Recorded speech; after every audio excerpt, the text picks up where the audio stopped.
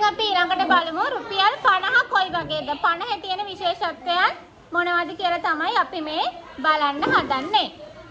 50 කොලේ තියෙන විශේෂත්වයනොත් මම මෙන්න මෙහෙම ඔයාලට කියලා දෙනවා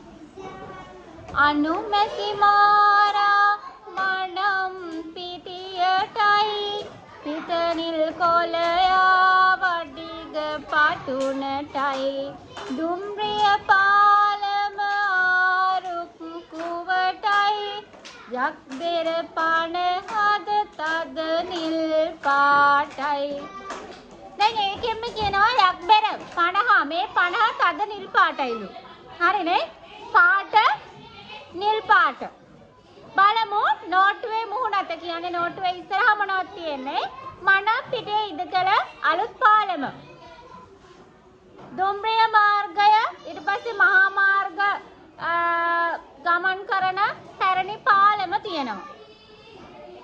පැරණි පාලම තියෙනවා ඊළඟට දෙමෝදර පැරණි ආරුක්කු පාලම බලන්න ආරුක්කු පාලම ආරුක්කු විදිහට නැමිලා මෙතන මේ ආරුක්කුවක් තියෙනවා මේම ආරුක්කු පාලම තියෙනවා ඊට පස්සේ අනුමැසි මාරා පක්ෂියා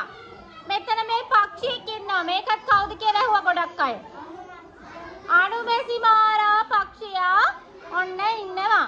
ඊට පස්සේ නිල් කොළයා නැමැති සමනලයාගේ රූපෙකුත් තියෙනවා නිල් කොළයා නැමැති සමනලයාගේ රූපෙකුත් තියෙනවා දැන් යන්නේ හා පැත්තට පිටිපස්ස බලන්න නෝට්ටුව පිටුපස පහතරට නැටුම් සම්ප්‍රදායට අයත් වඩික පටුන නැටුම් ශිල්පියෙක් ඉන්නවා පහතරට බෙරේ අතින් ගත්ත වාදන ශිල්පියෙක් සහ වඩික පටුන නැටුමට අයත් නැටුම් ශිල්පියෙක් ඉන්නවා පුන් කලසයි මුරගලයි ලියවැලයි මේ මෙතන තියෙනවා පුන් කලස ලියවැල මුරගල මෙතන තියෙනවා දැන් ඔය ටික තමයි 50 කොලේ අපිට පේන්න තියෙන විශේෂත්වයන්